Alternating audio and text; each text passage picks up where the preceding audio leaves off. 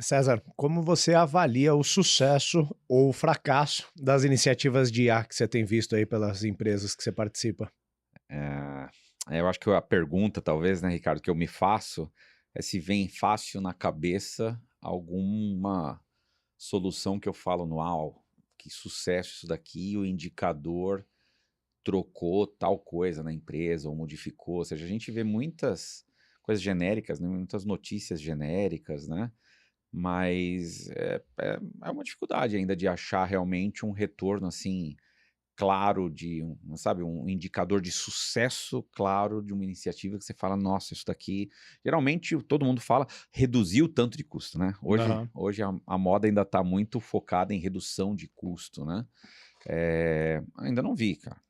Uhum. Ainda eu acho que, assim, a gente ainda está na experimentação, é muita coisa talvez até promissora, né, muita gente falando: "Nossa, a IA tá me ajudando pra caramba, tal". Eu vivo isso no meu dia a dia, né, ou seja, a IA me ajudando, né, mas ainda não é uma coisa, assim, que eu poderia falar que nas empresas já tá super né, espalhado, todo mundo usando. Você tem usos ali específicos, mas qual é o ganho efetivo que ainda trouxe para a empresa mensurar o ROI, né? Uhum. Estava numa empresa com uma discussão disso, qual é o ROI que entregou, né?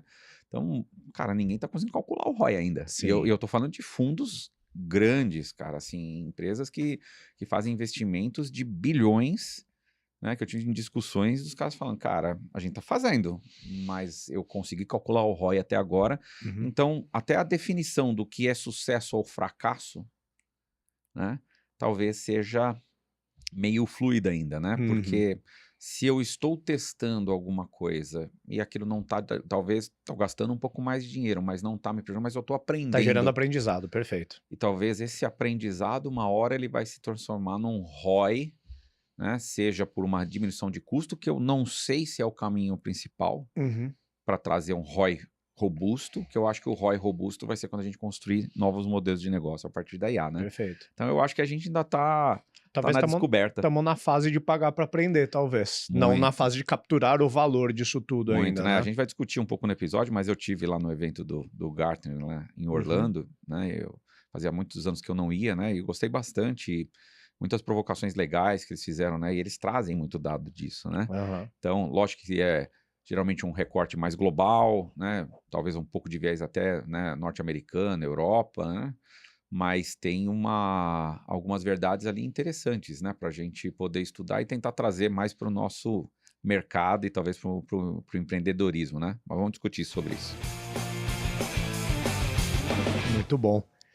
Bom, vamos lá. Se você está tomando conhecimento do Startups and Downs agora, saiba que a gente é o podcast de cabeceira para empreendedores e a nossa aqui é abordar os temas que vão acompanhar, que vão eventualmente até tirar o sono de empreendedores e empreendedoras, sempre abordando esses temas de uma perspectiva diferente do que está coberto pelas grandes mídias ou do que está presente nas histórias de sucesso. A gente gosta de explorar as questões da perspectiva dos downs e principalmente dos aprendizados que sugerem. Então a gente fala de temas que estão no nível mais estratégico, como captação de rodada, M&A, a gente fala também de muitos temas ligados à gestão, como formação de liderança, construção de times, e a gente tem falado muito sobre inteligência artificial, mas não do ponto de vista tecnológico, e sim do ponto de vista estratégico, né, e do impacto que isso tem no mercado, na empregabilidade e na estratégia das empresas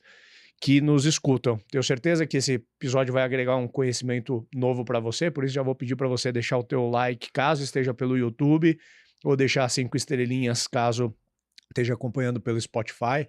Já garante que você está seguindo o episódio aí nos dois streamings e encaminha também esse episódio aí para os teus colegas empreendedores, manda naquele grupo de empreendedores onde a galera ainda está se dando canelada sobre inteligência artificial, manda lá que com certeza você vai ajudar essa galera e vai ajudar também o programa a crescer. E o César ele comentou agora na abertura que ele acabou de voltar no Gartner aqui. Eu já imaginava que isso ia acontecer, né? Mas voltou forrado de conteúdos. Esse foi o warm-up mais longo da história do Startups and Downs, que a gente ficou 2 horas discutindo o tema inteligência artificial aqui, anotando ideias antes mesmo de partir para a prancheta da pauta dos episódios. Sim. Então imaginei que ele estaria eufórico aí para falar dos temas. Tem muita coisa, né? Como a gente brincou, Sim. cara, se a gente for puxar ali a quantidade de conteúdos que você levantou, a gente tem episódios aí para uns bons meses pela frente. Mas nesse episódio aqui a gente decidiu falar sobre um dado que chamou bastante a atenção, né? Que é 70% dos projetos de IA generativa falham, e explorar por que isso acontece, né? Então, se a gente fosse dar assim, para começo de conversa, se aterrissar, o que você acha? Uma pergunta muito aberta, a gente vai desenvolver, mas aonde você acredita que está a origem aqui, se a gente for considerar onde a gente está no tempo e no espaço no assunto inteligência artificial?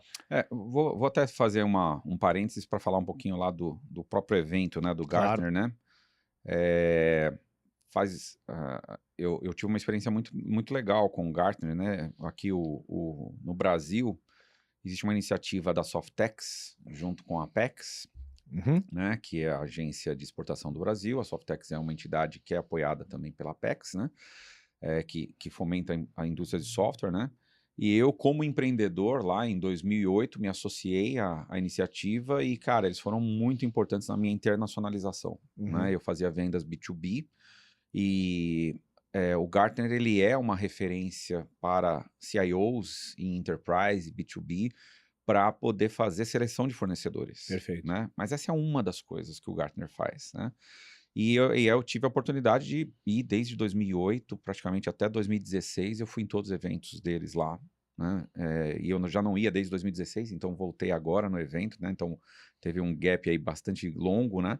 Mas é um evento que, em primeiro lugar, eu aconselho muito para empreendedores que estão pensando até em internacionalizar ou que estão pensando em, cara, deixa eu ver o que está rodando no mundo, né? Tem muito conteúdo. Cara, o Gartner tem uma forma de construção que ajuda você não a simplesmente só pegar o conteúdo deles e falar, nossa, ele te ajuda a sair pensando sobre aquilo, porque ele tenta sempre trazer um framework, alguma coisa que vai te ajudar, né? Então, eu acho que as provocações que eles fizeram ali, para você ter uma ideia, estavam falando que em torno de 900 brasileiros estavam no evento. Que incrível. De um total de quantas pessoas? Cara, tem gente que fala que era 7 mil, tem gente que fala que é 15 mil, mas é gente pra Mas caramba pra relevante. ficar 4 dias, né, num resort ali da Disney. Cara, intenso, com uma parte de exposições gigante. 16 empresas brasileiras estavam lá, de tecnologia. Legal. Né, entre eles grandes players como a CIT, TOTUS, né? E eles têm um stand, chama Brasil IT Plus, e nesse stand você tem um monte de empresas brasileiras lá. Então, muito legal a interação com as empresas brasileiras, com muito empresário brasileiro, CEO, C-level de várias grandes empresas brasileiras lá, visitando o stand brasileiro, visitando a feira, assistindo às palestras. Deve ter mais de 200 palestras que eles fazem, né, de domingo até quinta-feira, né? Então, é muito intenso, muito conteúdo. Né? E aí eu acho que a principal provocação, né, que a gente trouxe aqui, eles colocam uma coisa lá que 70% dos projetos de IA falham, né? E aí eles tentam colocar muito mais, lógico, eles colocam um pouco da pesquisa, né? Então, eles fazem pesquisas, eles estão em contatos com muitos CIOs, então eles têm uma abrangência global, né?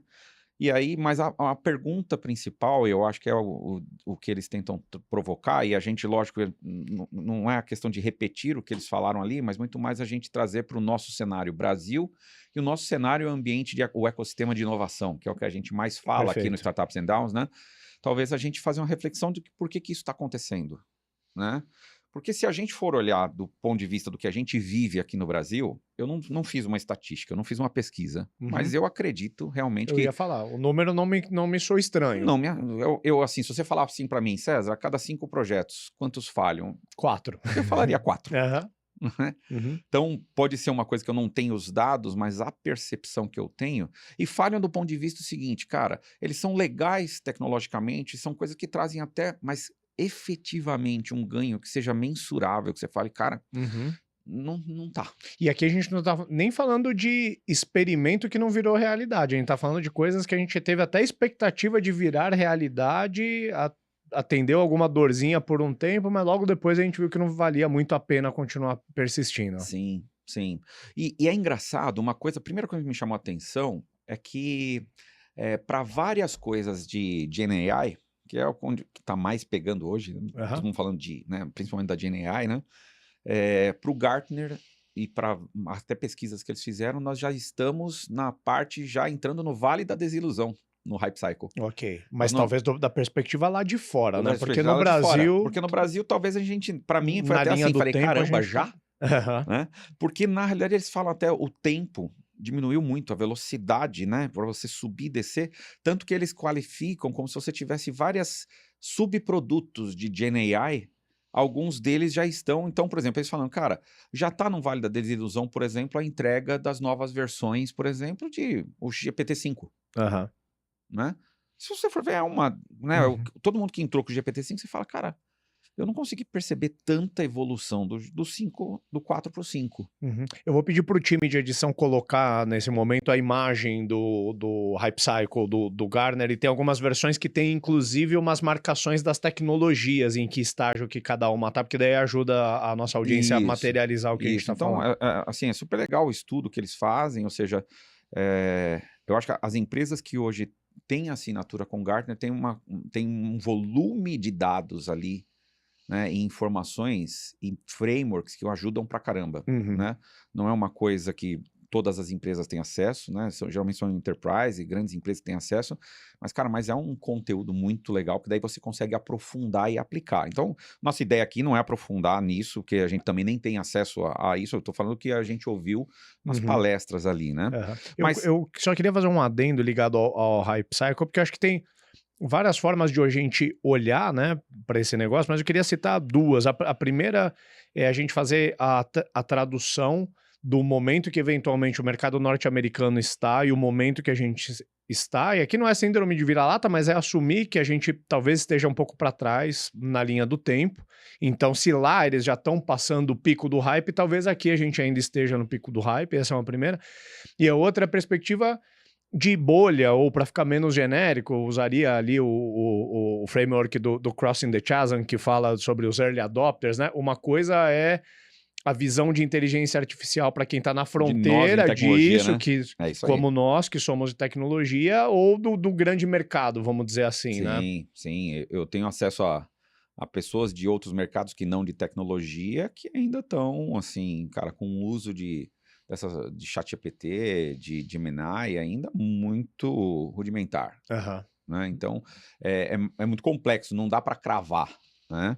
Mas se a gente for ver no ponto de vista né, de empresas de tecnologia, cara, a gente está usando, mas a gente ainda está naquela entregam os negócios legais, mas a aplicação em si a gente ainda está patinando um Uhum. pouco, né? Uhum. Mas eu acho que tem um pouco disso, ou seja, a gente está nessa epifania de ideias, né? A gente mal conseguiu fazer o uso de uma LLM normal e a gente já está preocupado com a superinteligência que vai acabar com todo mundo e ficando lendo o relatório de IA 2027 que o mundo vai acabar e vai ver Skynet. Eu acho que o que contribui para essa epifania de ideia é que a gente tem pelo menos uns 5 players relevantes nesse mercado de tecnologia, todo dia lançando alguma coisa nova, né? Um novo modelo, ou comprou uma nova empresa, ou um novo lançamento de fato. E tem também muita especulação, né? Eu acho que muita coisa ainda ligada à IA tá no campo da especulação. Parece que todo mundo já fez algum grande projeto de inteligência artificial, alguma coisa assim, mas quando você vai olhar, de fato, ainda tem muita casca e pouco recheio nas coisas, né? Sim, e talvez um potencial dessa falha que a gente tem nos projetos é porque a gente não tem foco. E a gente age pelo hype, né? A gente tá usando. Então, se você vê uma notícia, você fala, cara, eu não consegui nem fazer minha empresa usar direito esse negócio. E o Sam Altman já está falando que ele acha que até 2027 já vai ter a AGI.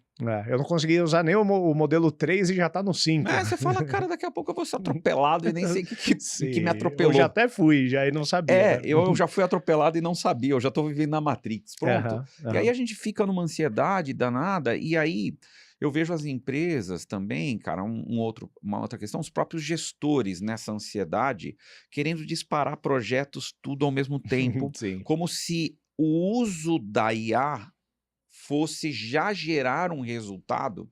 E aí o Gartner trabalha muito na questão que a tecnologia, a prontidão da tecnologia, da Aham. IA, ela está muito mais avançada do que Do a que a prontidão humana. do ser humano. Uhum. Para mim é muito evidente isso. Então, o que acontece? A gente está querendo um retorno do ponto de vista da tecnologia de que nós humanos não estamos prontos para isso. Uhum. E não estamos prontos porque isso é uma realocação mesmo, ou seja, a cabeça, as pessoas, os conhecimentos, os skills, né, vão mudar completamente, né, e a gente ainda não está preparado Aham. para isso, né? E aí a gente está nessa questão de, pô, mas precisamos fazer, precisamos. Então, o precisamos fazer talvez seja, e aí talvez seja o problema da falha, a gente entra num projeto desse querendo já ter um ROI claro de redução de custo principalmente. Uhum. A tecnologia pode até entregar, mas a gente não sabe nem como usar. E aí a gente tem essa frustração, mas só que a gente aprendeu a usar. E talvez seja a prontidão humana, o principal ponto que a gente tem que trabalhar é justamente o ser humano ir se acostumando com essa tecnologia, que à medida Sim. que a gente for se acostumando, talvez a gente comece a ficar mais claro para a gente como usufruir melhor disso e trazer coisas novas. Isso, Mas vai ter um investimento e claro. vai demorar talvez um pouquinho. E aí essa ansiedade por, cara, eu vejo notícia que tá todo mundo ganhando dinheiro com IA. Tá todo Uhum. mundo reduzindo o custo, mandando gente embora. E aí você pega o Gartner lá, ele fala, cara, isso é uma mentira. É. Eu Isso é acho que mentira. como Eles tantos pegam outros dados, isso é mercados. mentira. Não tem gente sendo mandada embora por causa da IA. Tá tendo realocação de pessoas nas empresas. Mas o saldo disso, ele não é de uma demissão brutal, Sim, né? sim. Agora, como tantas outras corridas do ouro, tá ficando mais rico quem tá vendendo pai picareta do que quem tá realmente coletando ouro, né? Então, eu acho que assim, É, tem mais gente ganhando dinheiro vendendo curso de IA do que gente resolvendo problema real sim. com IA. E talvez isso seja também um fenômeno de onde a gente tá no tempo e espaço nesse assunto, né? Quem tá ouvindo o episódio agora, se tá ouvindo próximo da gravação, a gente tá gravando no final de 2025. Então eu acho que é uma pauta meio temporal. Se eu ouvir no meio de 2026, talvez o que a gente está falando aqui Já já, virou já besteira. passou muita água debaixo dessa A gente já ponte, a levou todo coisa mundo. mudou. Mas eu também tenho dúvida, César, nessa questão da prontidão da tecnologia versus a prontidão humana, se um dia essas curvas elas se encontram, porque a tecnologia ela está na frente e evoluindo a galopes. Não é que a É. humanidade não está evoluindo, mas será que em algum momento essas curvas elas se encontram e a gente vai ter aptidão para dominar de fato essa tecnologia?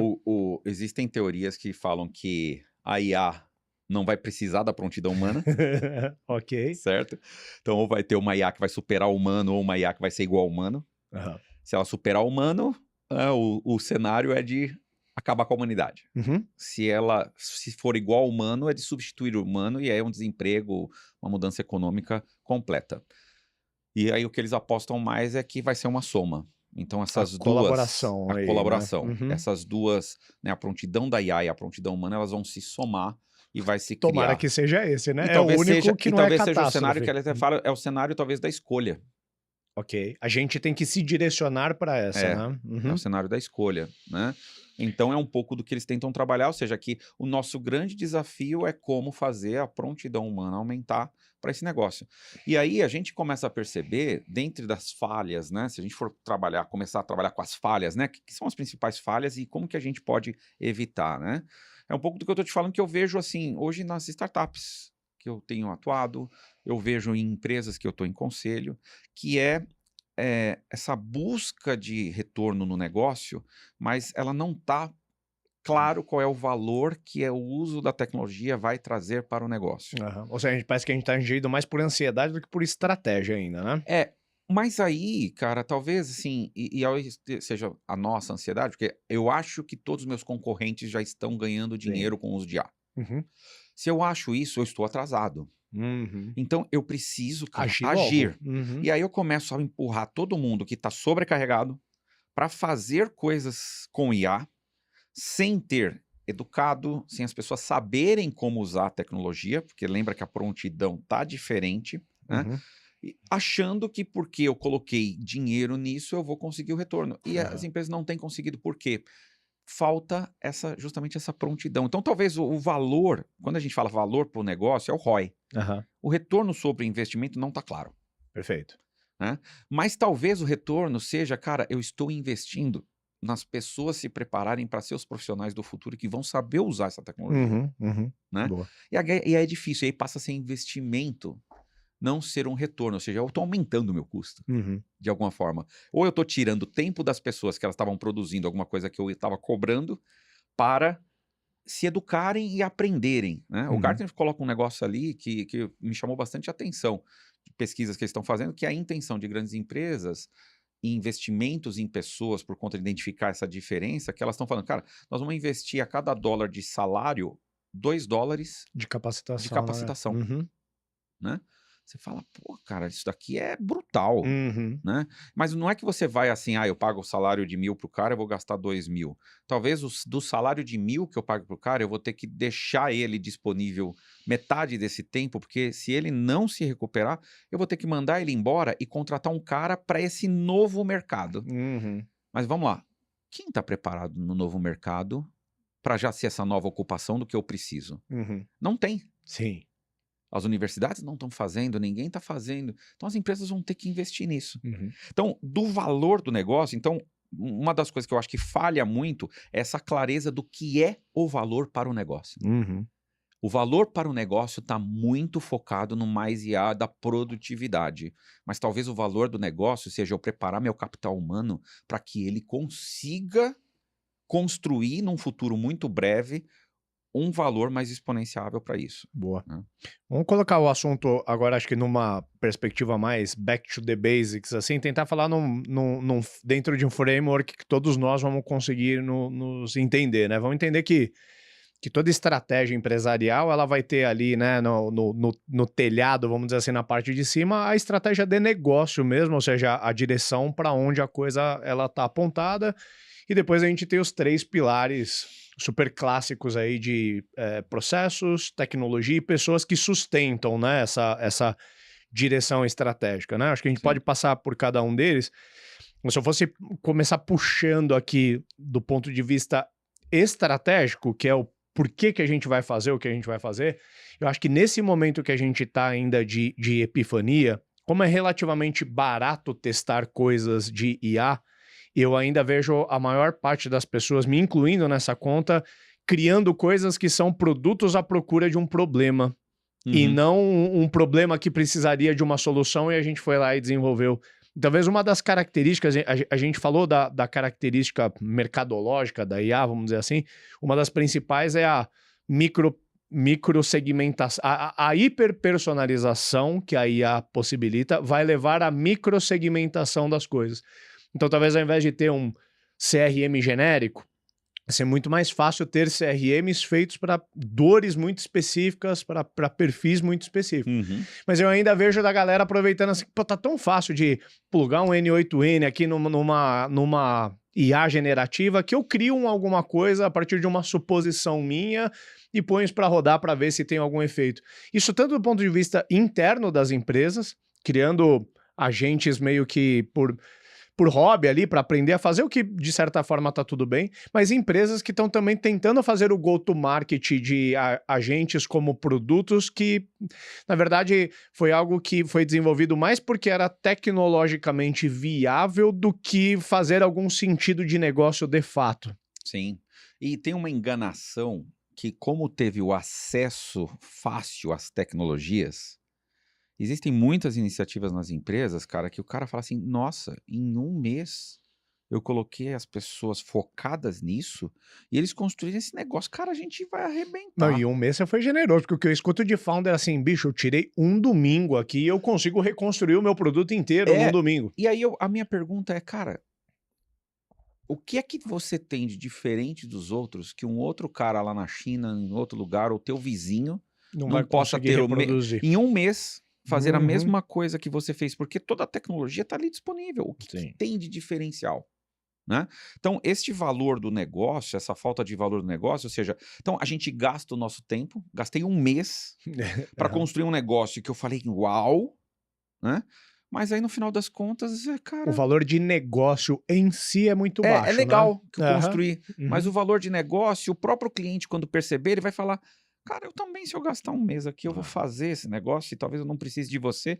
E se eu fizer com você, talvez eu vou deixar meu dado com você. Meu dado é meu. Aham. Então, a gente não estuda as objeções que vão ter do outro lado, ou seja, é o que você falou, é o hype da tecnologia, sem olhar quais são as consequências do ponto de vista do negócio e do qual diferencial isso é. Perfeito. Isso me parece meio uma síndrome de professor Pardal, assim, né? A gente se fecha um pouco no nosso próprio laboratório e se encanta com o poder tecnológico, mas esquece de olhar que aquilo tem que ter alguma serventia para o mercado para ter um valor de fato. Não é porque é super legal tecnologicamente que o mercado está disposto a pagar por aquilo, né?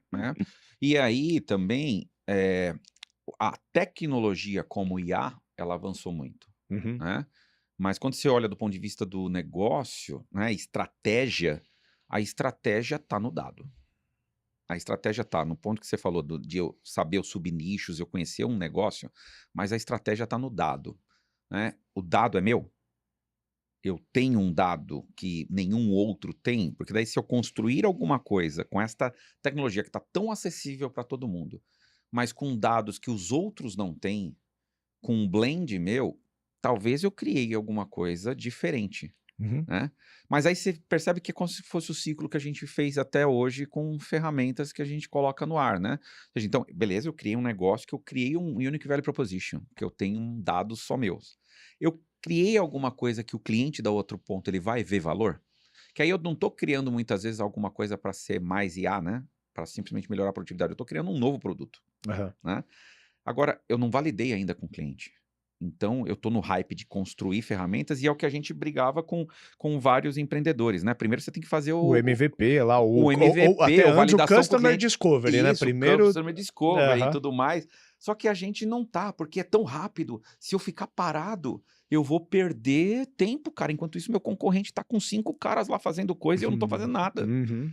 E aí essa percepção do FOMO, né, o Fear of Missing Out que a gente tá fazendo a gente olhar um erro estratégico enorme de empenhar muito esforço em coisas que a gente nem imaginou qual é o resultado que isso vai dar. Uhum. O máximo que eu posso ver é que eu tô fazendo um monte de gente se educar para isso, Perfeito. né. Agora, se a gente for falar dos pilares que sustentam, né, essa estratégia, falando aí, processos, tecnologias, tocou num ponto importante que é dados. Uhum. A maior parte das empresas não está devidamente estruturada do ponto de vista de dados para colocar esses dados a serviço da IA, né? Sim, Esse é um ponto. sim.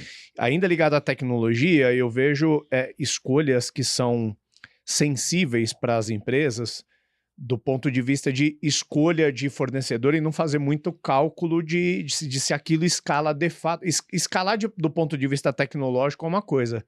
Escalar do ponto de vista de unit economics, né, é outra história.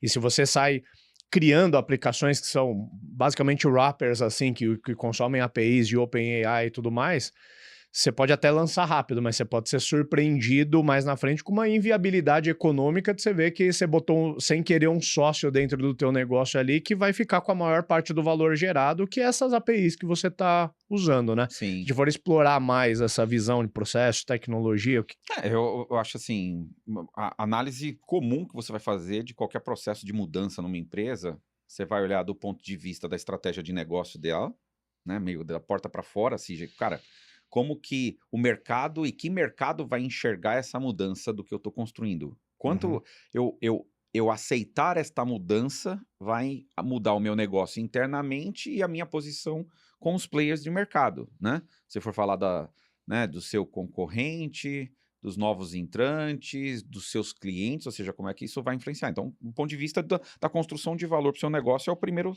player. E aí perfeito. você é fundamentado aqui, você está falando de essencialmente alguma tecnologia. Então, a tecnologia é um ponto importante para você avaliar. Ou seja, então, Uhum. o que a tecnologia, né, que fraquezas e que oportunidades você está trabalhando, por que se falha?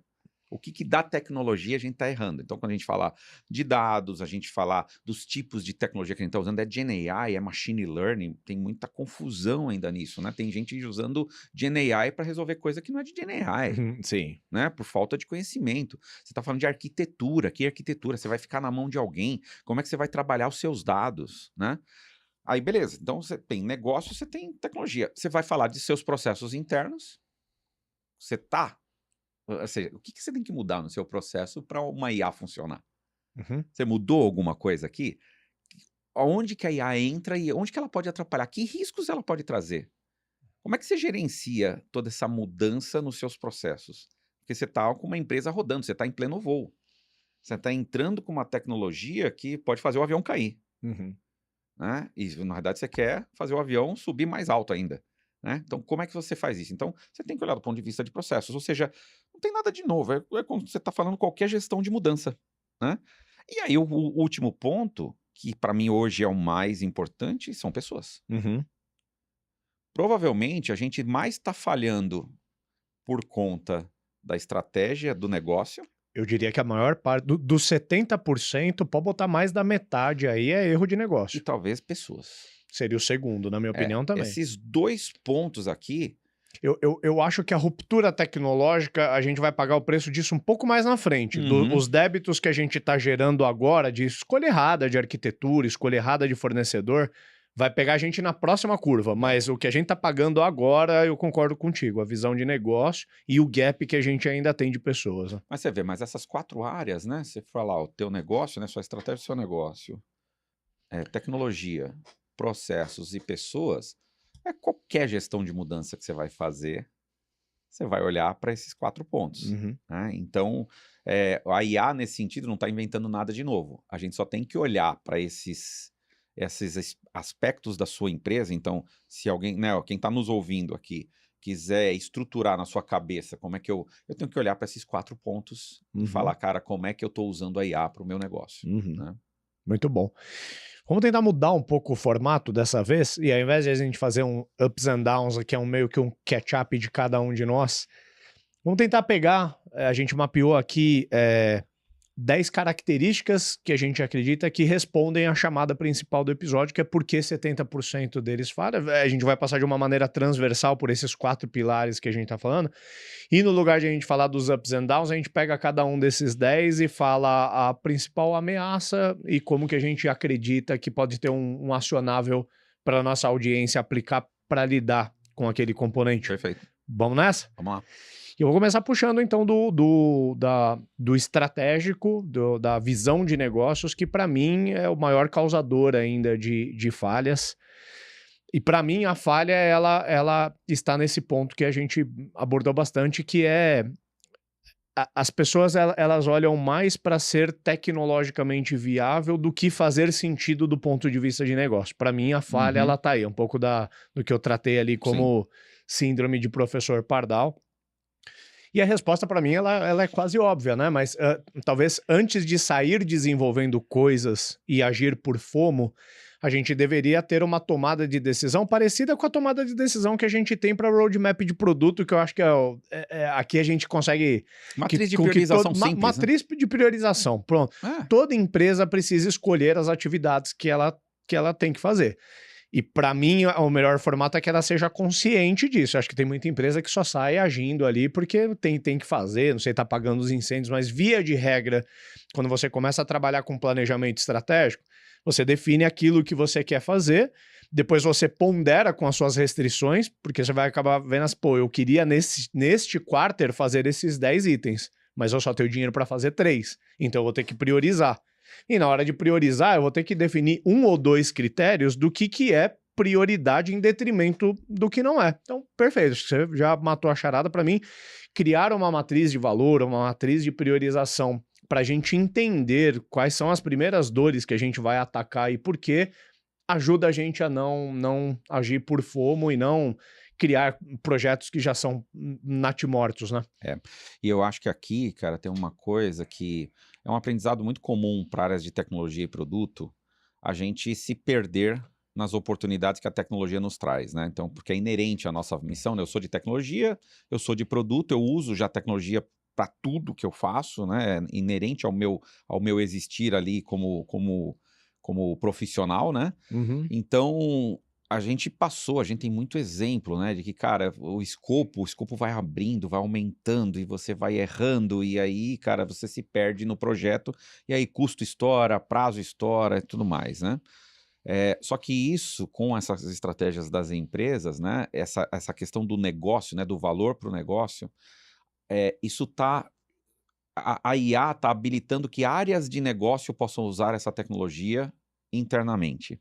E muitas vezes as áreas de negócio não têm essa maturidade dos erros comuns que se faz na execução ou na adoção de uma tecnologia. Uhum. E aí eu também tenho visto, cara, iniciativas que estão errando porque elas começam com escopo, vai se vendo que dá para fazer a mais, vai se aumentando esse escopo, vai se criando uma complexidade tão grande porque não se foca no resultado. E aí, cara, a execução detona qualquer tipo de planejamento, retorno, não sei o quê, e aí vira um monstro que não serve para nada, e aí começa a gerar erros, e até uma falta de consciência, que daí eu vou puxar, né, já um segundo aspecto, que é Uhum. o aspecto já da tecnologia, né? A GenAI não resolve tudo. Uhum. Então, geralmente, assim, né, o teu cliente muitas vezes, né, então eu sou uma startup e eu estou sendo pressionado por clientes porque quer que eu inove alguma coisa, que eu coloque alguma coisa tal, e geralmente eu vejo exemplos assim, não porque, cara, eu entrei no ChatGPT, eu entrei no Gemini, eu entrei no Grok, e cara, e eu fiz lá cara, me retornou um negócio, cara, que eu não sei se eu preciso mais da sua ferramenta, Uhum. né? Cara, a impressão que ele tem não é uma coisa muitas vezes profissional, ele fez uma consulta simples, tudo. Dependendo do negócio, não é a GenAI que vai responder, você tem que muitas vezes até educar o seu cliente para ele saber que tem machine learning aqui, tem aplicações, né, você vai falar: "Cara, você consegue lidar com nível de erro muito alto?", né, uma GenAI, né, uma LLM hoje, o nível de assertividade que o mercado trabalha é em torno, fala de 20%. Uhum. Se você fizer a mesma pergunta 3 vezes, a resposta vai ser 3 respostas diferentes, né. Tem negócios que não permitem erro de 0,1%. Claro. Tem situações nas empresas que não dá para ter 10% de erro, 2% de erro, né. Você vai fazer isso com outras tecnologias, que talvez não seja nem IA. Vai ser procedural mesmo, transacional mesmo, né. Então, tem uma questão de a tecnologia também, ao mau uso dela, a Uhum. expectativa que se gera em cima de que a GenAI vai fazer alguma coisa, está matando completamente o retorno, né, que você pode ter dos negócios. Por isso que os projetos estão fracassando. Sim. Essa me lembra aquela metáfora que diz que para quem tem um martelo, todo problema se parece com um prego, né? A gente tá É, tentando resolver tudo com IA generativa, é né? mais ou menos É a isso. cura de tudo. É a cura de tudo, cara, é a cura de tudo. E a gente acha: "Não, mas é só fazer um agente, cara. Um agente que vai fazer isso, isso, isso". Cara, mas para fazer isso que você quer, não é uma LLM, não é prompt que vai fazer isso, Uhum. entendeu? É um machine learning, é um outro negócio, né, que você talvez nem conheça, você não sabe nem o que faz lá as outras plataformas com relação a isso, né. Então tem muita sem ser ofensivo, mas é ignorância ao fato, né? Aham. Ignora o conhecimento que precisa se ter para fazer determinadas coisas. E aí isso gera frustração nos projetos, que não vai entregar o Aham. que tem que entregar, né? Uhum. Acha que só com RAG, né, que vai colocar um arquivo ali, a IA vai ler e tá tudo certo, né? Não é isso, Uhum. né? Boa. O terceiro ponto que eu queria puxar diz respeito aos dados, que de alguma maneira a gente já falou, né? Isso talvez ajude a trazer até conforto para alguns founders. Foi uma coisa que também me aliviou em algum momento. Eu já ouvi essa história, né? Assim, cara, hoje em dia com N8N e ChatGPT, qualquer moleque quebra hamper, né? Reconstrói o teu produto ali com inteligência artificial. E eu já vi uns 10 moleque tentando fazer isso e ninguém me quebrou até agora, né? Muito pelo contrário, mas tirando, né? Não quero parecer arrogante aqui, mas existe uma coisa que é para fazer o fluxo lá de automação, cara, fazer um CRUD, etc. Cara, tá muito mais simples hoje com Lovable, realmente. Dá para fazer um CRM promptando no Lovable, a gente faz aqui antes desse episódio terminar. Mas existe o outro lado, que é o nível de conhecimento que a gente tem em torno daquele assunto, mas principalmente os dados que a gente tem para servir aqueles clientes, né? Então, por exemplo, se você pega a prospecção, o valor não está mais na capacidade de você conseguir mandar um e-mail. Esse problema está resolvido aqui no Brasil pela Hamper lá desde 2016. Uhum. O valor está em você conseguir prospectar com personalização, com timing, com contexto.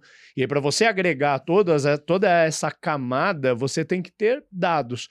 Em grande parte, esses dados não estão disponíveis, são dados que você tem no seu ambiente privado, dados particulares do seu negócio, dos negócios dos seus clientes, conhecimento de nicho, né? Então, para mim, tem muita gente preocupada com a questão da defensabilidade no momento atual, né? Acho que alguém que tem uma plataforma realmente muito genérica, do tipo assim, você era só um CRM Kanbanzinho parecido com o Trello, realmente você está ameaçado. Sim. Mas se você tem dados estruturados, consegue, e desestruturados também, né? E consegue colocar isso a serviço da inteligência artificial, eu acho que você está uns bons passos à frente. Né? Vou dar um exemplo bem prático aqui, que eu vejo pouca empresa falando, que é de rotulagem de dados. Uhum. Né? Você, assim, cara, OpenAI, né? O próprio Google, a Meta, cara, eles investem milhões, se não bilhões, em estruturas e empresas terceiras, inclusive que eles compraram. Aquela Scale AI por não sei quantos bilhões a empresa que fazem faz isso. Rotulagem. Rotulagem de dados. Fazem rotulagem de dados. Uhum. Por quê? Se eles não trabalharem no dado corretamente, é como o exemplo que me passaram, eu achei genial. É como eu entregar uma cartilha toda errada para uma criança. Ela não vai aprender a ler e escrever direito. Uhum. Né? Então, se eu não estruturar esse conhecimento, mas a IA não precisa de dado estruturado. A IA, cara, ela é inteligente para... Cara, não é assim. Um dia talvez possa ser, talvez, sei lá. Uhum. Mas não é assim. Nem as grandes plataformas fazem desse jeito. Então, quando você estrutura o seu... Né, tô fazendo a minha estratégia de GenAI aqui, vou botar alguma coisa. Cara, você tratou minimamente seus dados? Você rotulou seus dados minimamente? Você sabe o que é isso? Né? Não, peguei de qualquer jeito ali porque ele faz. Cara, não vai fazer. Então, tem muita, assim, eu acho que o pessoal fala que a IA fica...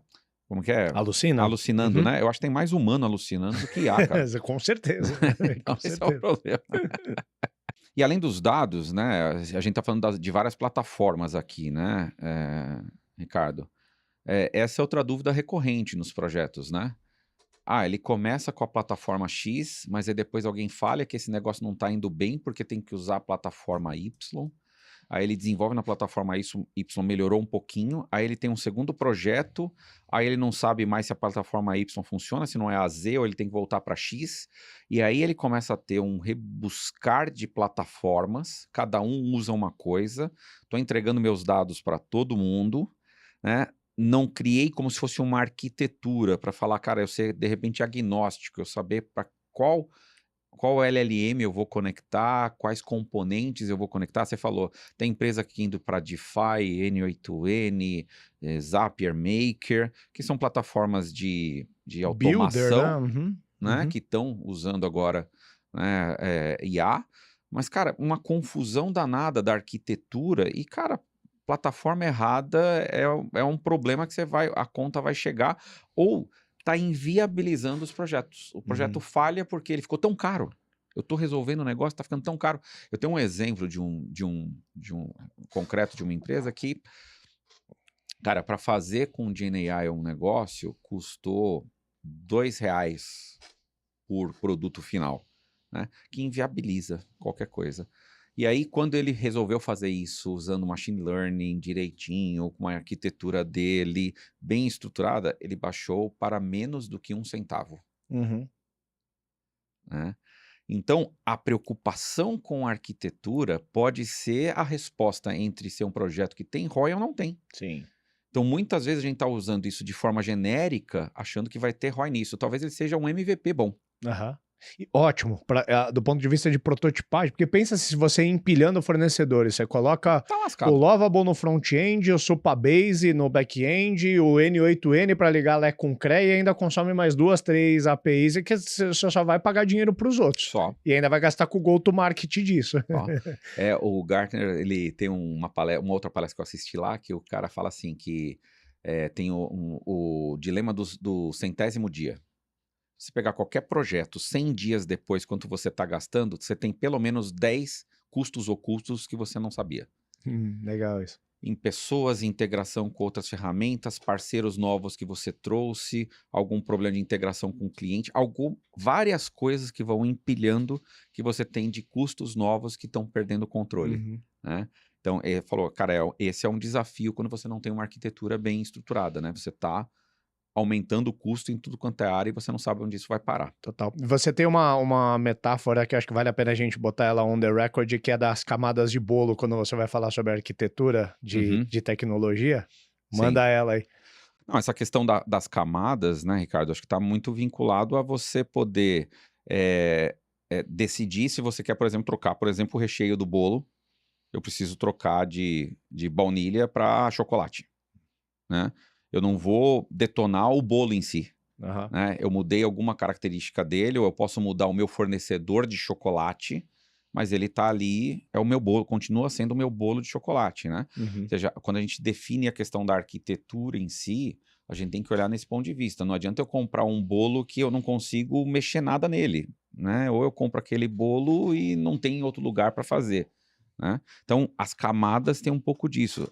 A arquitetura é muito importante hoje para IA, muito importante, né? Porque senão a gente começa a fazer um monte de coisa, iniciativas diversas na empresa. Eu tô falando não estou falando de grande empresa, não, estou falando de empresa pequena, né? Cada um usa a sua tecnologia, está entregando seu dado para qualquer lugar, a gente não sabe como isso se reaproveita, nem numa mesma área.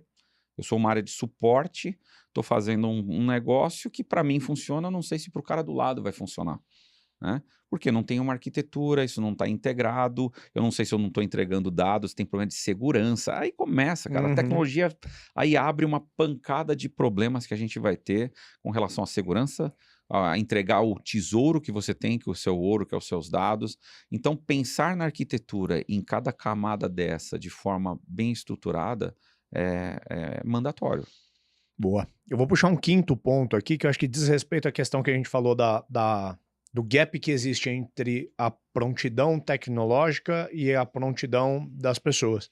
Eu vou usar um caso próprio, assim, que eu me lembro que há uns 12 meses atrás, o meu papo com a minha gestão na Hamper ali, eu estava sendo o CEO do FOMO ali, né? Dizendo, pô, galera, a IA tá comendo o mercado e a gente não botou nada de IA na rua ainda, cadê os agentes? E aí eu vendo que a galera que trabalha comigo, a minha primeira linha, que eu vou assumir aqui, que é uma galera bem qualificada, não estava letrada ainda no assunto de IA. Então a gente estava querendo botar projetos de IA na rua, sendo que na nossa própria organização a gente malemar estava usando no máximo um chat GPT, quase que substituindo o Google para o chat GPT, que acho que é o uso mais básico. E aí a gente criou alguns fóruns de discussão para intensificar primeiro o uso da inteligência artificial dentro de casa, para a Uhum. gente resolver os nossos próprios problemas, para daí então a gente ficar mais letrados no assunto inteligência artificial, para conseguir botar isso para fora. Longe ainda de ser o que você recomendou ou que você recomendou a partir do que você viu no Gartner ali, que seria para cada $1 investido em salário, 2 em capacitação. Eu estou muito distante dessa razão ainda econômica, mas já com outros incentivos, além só de cobrar de que a gente tem que ter IA sendo despachada na rua, de criar fóruns de discussão, de criar fóruns de capacitação para as pessoas dentro de casa saberem pelo menos um uso mais básico, que seria como Esses, executar coisas de rotina usando IA dentro de Não, casa. essa dica que você está dando é preciosa, né? Antes de eu oferecer para o cliente, deixa eu ver se eu consigo usar, deixa eu comer minha própria comidinha de cachorro, Uhum. né? Mas aí eu vejo muitos falsos positivos. Eu vejo assim, eu dar um exemplo prático, tá? Nossa, cara, eu estou prototipando o produto agora como nunca, porque eu estou usando Lovable, estou usando WeWeb, estou usando Vercel, estou usando não sei o quê, e aí fala 500 mil Ele vai até ferramentas fazer que um está post de usando, LinkedIn para né? falar disso. E aí você fala, legal, mas o que que gerou? Só gerou mais produto, mais ideia, mais ansiedade, mas não conseguiu lançar um negócio. Uhum. Não fez um produtinho interno para melhorar a produtividade em alguma coisa internamente. Ou seja, Uhum. então tem muita coisa que está se falando, nossa, eu demorava 3 semanas para fazer um protótipo, agora eu demoro 1 hora, um dia para fazer um protótipo. Beleza. Mas o produto final aumentou receita, foi lançado mais rápido, não sei o quê. Ah, não, porque depois quando a gente pegou isso e botou para desenvolver, aí a gente viu que o código não era tão bom e para colocar em produção não era o suficiente. E aí começa, mas não, então são falsos É positivos. aquele negócio que você sempre fala, que parece que a gente está mirando em ganhar mais eficiência, mas esquecendo da eficácia, né? Quando a gente fala É. assim, eu faço em 1 hora o que eu levava 30 horas para fazer, mas o que eu fiz em 1 hora não resolve problema nenhum. Então você melhorou a eficiência, mas zero eficácia. Sim, tem um exemplo que foi citado lá de uma empresa que ela fez uma mudança de um processo, só que esse processo tinha 2% de erro por conta da IA. E o que ela começou a gastar para garantir que esses 2% de erro não passava para frente para o cliente era mais caro do que a estrutura que ela tinha antes para fazer o 100%. Tem indústrias que não são permissivas com 2% de erro, né? Então, ou seja, cara, legal a tecnologia, eu fiz, uau, rei, ho, mas chegou lá no final, cara, não gera nem a rentabilidade na produtividade que eu estava buscando, né? Então, isso que você falou assim, cara, se eu conseguir internamente usar essa tecnologia para eu aprender e usar internamente para melhorar algum processo meu, pode ser a primeira faísca de Perfeito. que você está construindo alguma coisa legal. Muito, muito boa a tua dica, né? Eu acho que uma coisa que a gente pode puxar aqui também, Ricardo, é do ponto de vista o quanto a gente tem o discernimento, a gente entende o que a IA pode entregar. Esse exemplo que eu usei agora, né? Ou seja, será que a IA ela consegue entregar o conteúdo que eu quero que ela processe e ela me entregue? Está de acordo com o requisito que os meus clientes esperam do meu trabalho? Né? Em quantidade de erros, em assertividade, né? Ou será que eu tenho que usar o IA para... Essa é uma outra técnica, tem muita gente usando a IA para monitorar a própria IA. Uhum. Eu faço a entrega com uma IA, mas eu tenho uma outra IA que confere aquilo que entregou para tentar melhorar um pouquinho a assertividade. Ou seja, quando eu não faço isso, eu tô meio que... A gente está depositando muita fé de que a IA está entregando o negócio correto. Uhum. Né? E eu vejo poucas iniciativas, e por isso que acaba falhando, porque na hora da prática, na hora do vamos ver, começa a alucinar, começa a dar erros. Então, como que a gente controla as alucinações? Como é que a gente controla a questão da proteção de dados? Né? Como é que a gente controla de alguém não usar uma IA nossa, que eu fiz do meu suporte, e alguém se injetar um prompt malicioso nele e começar a perguntar coisas da empresa, as integrações que eu fiz no N8N, não sei o que, começam a responder, os regs que eu criei começam a responder coisas além do que deveria. Né? E alguém pode extrair informação disso. Né? Então, esse tipo de reflexão na tecnologia, né, muitas vezes a gente nem se preocupa, e tem casos de empresas que fizeram isso. Tem um caso assim, que todo mundo está falando da questão da assertividade, que virou um case aí no mundo, da questão lá do relatório, acho que é da McKinsey, acho que foi. Não, a McKinsey não, foi de uma das grandes consultorias, que eles fizeram uma consultoria para uma empresa australiana, com IA, e só falou besteira. Uhum. Tiveram Eu que tava devolver, por falar, não conhecia esse tiveram que cara. devolver dinheiro. Acho que foi Uhum. não sei se foi a Price, alguma dessas grandes consultorias. Tá. Mas teve que devolver dinheiro.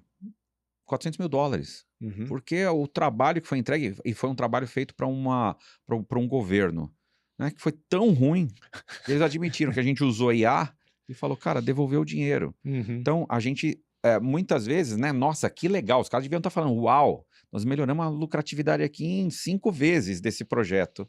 Cara, na verdade, perdeu o dinheiro. E fora a credibilidade, né? Fora a credibilidade. Então, isso é uma coisa importante, né, para ter em mente, né? Boa. Por isso que os projetos falham. Uhum. Né? Vai com a expectativa, em laboratório funcionou tudo bem. Bota na vida real, cara, não se sustenta uma semana. Boa. Eu vou falar do 7º ponto aqui, que é a gestão da mudança, principalmente no que tange a pessoas. E acho que aqui é onde as startups mais falham, me colocando nessa conta, né? É o exemplo que eu dei anteriormente, é o Ricardo, CEO da Hamper, chegando todo afobado numa reunião de gestão, cobrando a galera de assim, galera, onde estão os nossos agentes de IA? Por que a gente não está despachando isso no mercado? A concorrência está engolindo a gente, e não considerando o ponto do morro que a minha galera estava no assunto IA, né? E eu gosto muito daquela filosofia que vai te dizer que a gente sobe o morro a partir do ponto do morro que a gente está. Então, acho que o primeiro ponto, entrando um pouco mais na solução, é fazer um diagnóstico interno para entender o nível de conhecimento que as pessoas têm em relação à IA, né? A proficiência que elas têm para trabalhar com IA, para a gente entender o tamanho do morro que a gente vai ter que subir para se capacitar. Eu acho que um segundo ponto é deixar claro para as pessoas quais são as expectativas em relação à evolução, ou seja, qual que é o arco que a gente vai preencher juntos.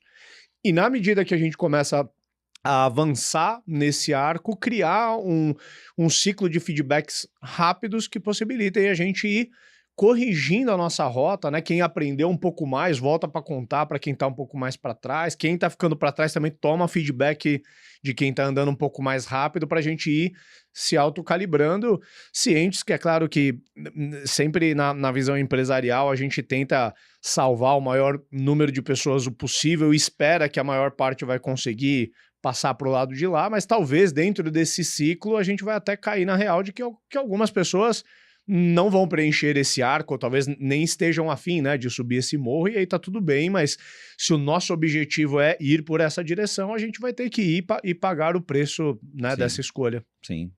Puxar um outro aqui que esse preocupa bastante, Ricardo, que se a cada 6 a 9 meses a gente tem novos modelos entrando, né? Porque é uma briga toda hora, né? Você tem assim, a OpenAI lança 2 meses depois vem DeepSeek, depois vem a xAI, depois vem não sei mais quem, e toda hora alguém lançando alguma coisa. Só de novos browsers que a gente tem agora com IA integrado, a gente já tem uns 5 essa semana.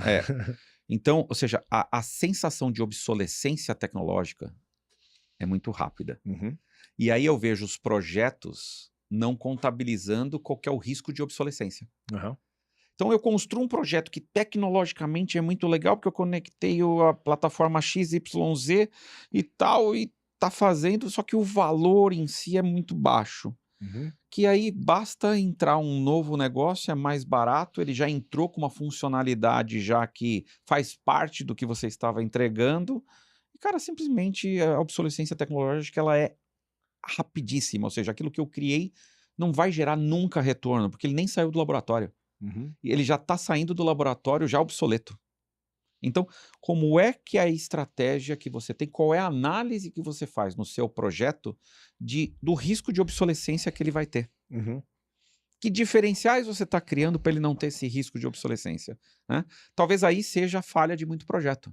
Né? Por que os projetos falham? Porque ninguém mede o quão rápido vai ser alguém copiar ou superar aquilo que eu estou construindo. Uhum. Né? Principalmente do ponto de vista da porta para fora. Porque da porta para dentro, se eu fiz uma coisa que tá já me entregando, eu fazer uma alteração é interessante, né? Mas talvez seja um ganho menor para mim. Mas para o meu cliente, que vai ter acesso toda hora a essas novidades, ele assinar comigo, ele trocar para uma outra solução, vai ser muito rápido, né? Então, a obsolescência tecnológica, eu acho que é um dos fatores que eu acho que faz os projetos falharem muito rápido, né? E aí as pessoas abandonam e todo o custo que foi feito até agora virou custo, virou perda, né? Boa. Vou falar de um nono item, que é o aumento de custo, né? Que embarcar essas tecnologias traz, tanto do ponto de vista de uso interno, quanto do ponto de vista de quando a gente transforma isso em produto para vender para o mercado, né? Do ponto de vista interno, você tem uma tentação muito grande. Eu já tive em discussões internas dessa da Hamper de falar assim, poxa, esse negocinho, né, que vai ligar o leque com o crack, custa 0,1 centavo de dólar só por execução. O problema é que nós vamos bater 10 mil vezes por dia nisso, né? Então, ele resolve um problema que parece barato individualmente, mas quando a gente aplicar isso em escala, e se isso for mal desenvolvido e a gente consumir mais do que precisa, então o custo vira astronômico. E quando a gente transforma em produto e a gente sai desenvolvendo um produto com várias camadas de terceiros, né? A gente usa muitas APIs, usa WhatsApp, eu fiz inclusive algumas publicações no meu LinkedIn mais recentemente do risco de você construir sua casa em terreno alugado, e tá muito tentador hoje em dia, como tá fácil usar os conectores, você construiu uma aplicação que é baseada em WhatsApp e ChatGPT. Eu acho que é o que eu mais tenho visto de sair, é bot com essa função. Só que você tem um custo que está explícito, que é o quanto que você vai pagar para essas plataformas que podem destruir a sua margem. Você pode ser quase que uma empresa de varejo que só calcula o markup, né? Ela tem que, depois que ela paga a Amazon, a Meta, o ChatGPT, ela torcer para ainda ter um lucrozinho para ela, né? Quase como um varejista ali. Mas você tem um outro custo meio implícito, que é você tá na mão desses fornecedores, né, cara? O dia que o WhatsApp fala, ele decide mudar uma regra na API dele, ele derruba ali sem dó uma galera que dança nessa história. E ao mesmo tempo, acho que concatenando isso com um dos pontos que você falou, que é a visão de arquitetura, como que dá para ter soluções para isso? Sempre questionar se você vai ter que usar um fornecedor, se você está usando o melhor fornecedor, se não daria para desenvolver dentro de casa, ou mesmo batendo em algumas APIs, se toda hora você enriquece o mesmo dado, se não faz sentido em algum momento você cachear esses dados que você está sempre... E diminuir a frequência na qual que você atualiza, tudo isso com uma mentalidade de FinOps, né? De tentar administrar melhor. Custo, né? Os custos. Fica até uma dúvida, né? A IA, ela é uma coisa da pauta da área de tecnologia, porque ela é tech, ou é uma pauta da área financeira, porque ela consome recursos, ou é da área de negócios, porque ela é estratégica, né? Mas aí entra, né, talvez a minha última provocação, que é a pergunta básica é: nós estamos estruturados, organizados como empresa para responder a esta mudança chamada IA? Então então, por que os projetos falham, né? Eu tô na mesma estrutura, tentando trazer um projeto a parte do dia a dia das pessoas, que vai transformar o dia a dia das pessoas. Eu estou tentando fazer com as mesmas pessoas, com as mesmas qualificações, nos mesmos papéis, né? Com desafio de dado, com desafio de tecnologia, de aprendizado, de integração, de novos conhecimentos. E aí, depois eu não sei por que falhou. Como você gosta de brincar, a gente estava jogando futebol de areia e, de repente, a gente quis se graduar para o futebol de campo e a gente levou meia dúzia de jogadores que jogam descalço no campo gramado. Né? Eu acho que é pior. A gente tá querendo jogar vôlei de praia e querendo ir pra NFL. E aí você imagina um monte de cara do outro lado e você de sunguinha. Descalço, Pô, tomando dois, trombada. Né? E os caras vindo com a bola toda estranha pra cima de você. Cara, vai te atropelar que você não vai nem saber o que aconteceu. Eu acho que a mudança da IA, a gente não entendeu ainda que a mudança da IA é o seguinte: não é uma mudança assim, eu fui transferido do meu emprego do Brasil para os Estados Unidos. Cara, eu falo inglês, minha mulher fala inglês, eu vou fazer, é a mesma empresa, eu vou trabalhar com isso. Não, a IA é uma mudança assim, cara, eu estou mudando para a China, eu nem sei como eles escrevem, não falo chinês, outra cultura, com trigêmeos recém-nascidos, né, para trabalhar numa empresa nova, que eu não conheço ninguém, numa ocupação que eu nunca fiz. Pô, isso é muito mais complexo. Sim. Do que eu mudar só para os Estados Unidos. Cara, a IA é uma jornada que vai ser para a vida das empresas, ela não é um projeto. Né? E aí a gente não entende que, se a gente não estruturar a empresa para isso, a gente não identificar quais são as novas carreiras, os novos papéis que vão ter que existir, cara, a gente tá brincando, a gente tá encarando uma mudança dessa como se fosse ir para os Estados Unidos só. Entendeu? Para Disney passear e eu vou voltar. Não, nós estamos indo para um mundo que eu não falo nem a língua. Com uma carga de 3 crianças aqui. Levando todo o legado, todo o legado, e eu vou fazer um negócio que eu nem sei o que é. Né? Como é que eu me estruturo para isso? Né? Então, é essa jornada que eu acho que a gente, como empresa, está submetendo, por isso que os projetos estão falhando. Porque a gente não sabe o que não sabe. Né? E aí a gente não está pensando e refletindo melhor sobre isso. Né? Boa. Acho que no episódio a gente quase resolveu o problema da audiência, quase matou a ansiedade da galera, mas com essa sua deixa final a gente fudeu com o cérebro de geral agora.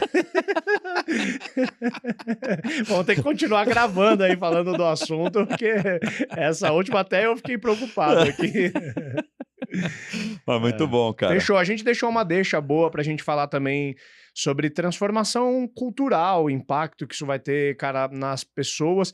É claro que a gente vai se arriscar menos a falar do ponto de vista da economia externa, da empregabilidade no mundo. Não é tanto a nossa, mas olhar do ponto de vista de como que vai ser o impacto disso dentro das empresas e como que as empresas podem começar a adaptar os seus times para essa mudança para a China que você comentou agora. Acho que daria um bom próximo episódio aí. Isso. E vamos terminar o primeiro episódio sem ups and downs? Foi feito os ups and downs, tiveram 10 aqui. Na Então falta tá de bom. 2, tiveram 10 aqui. Então tá bom. Quem ficar na dúvida é só mandar uma mensagem pra gente. A gente faz um especial de ups and downs do Desse episódio. aqui, Mas fechou. teve bastante aqui. É isso aí. Valeu, Valeu, cara. cara.